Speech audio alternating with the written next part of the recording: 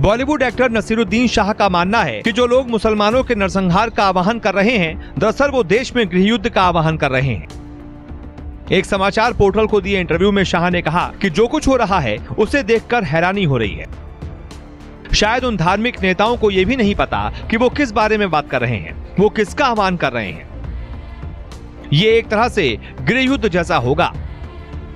उत्तराखंड में हरिद्वार में 17 से 19 दिसंबर के बीच हिंदूवादी कट्टरपंथी संगठनों धर्म संसद नाम से एक कार्यक्रम का आयोजन किया गया था, जिसमें मुसलमानों और ईसाइयों के नरसंहार तक की बातें की गई। इस कार्यक्रम को लेकर नसीरुद्दीन शाह ने जमकर हमला बोला और कहा, क्या धर्म संसद में शामिल लोग जानते भी हैं कि किस बारे में बात कर रहे हैं? ये लोग तो एक गृह युद्ध के लिए अपील कर रहे हैं। अल्पसंख्यकों को खत्म करने की बातें देश को गृह युद्ध में धकेल देंगी।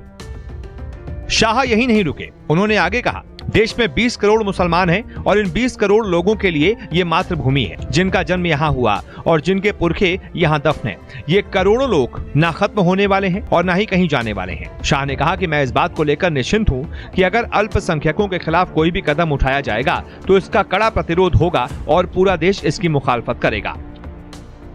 शाह ने कहा कि मुसलमानों को हाशिए पर डालने की कोशिशें ऊपर से हो रही हैं। सत्ताधारी पार्टी के लिए अलगाववाद नीति बन गया है। जिन्होंने मुसलमानों के खिलाफ हिंसा के लिए उकसाया, उन पर कोई कार्रवाई नहीं हुई। ये निराशाजनक है, लेकिन इस सरकार से यही उम्मीद थी। इस तरह के उकसावों पर सरकार चुप्पी साध लेती है। मैं कहूंगा कि जिस तरह से चीजें हो रही हैं, वो जितनी आशंकाएं थी उससे भी बदतर हैं। नमस्कार, मैं हूं मानक गुप्ता।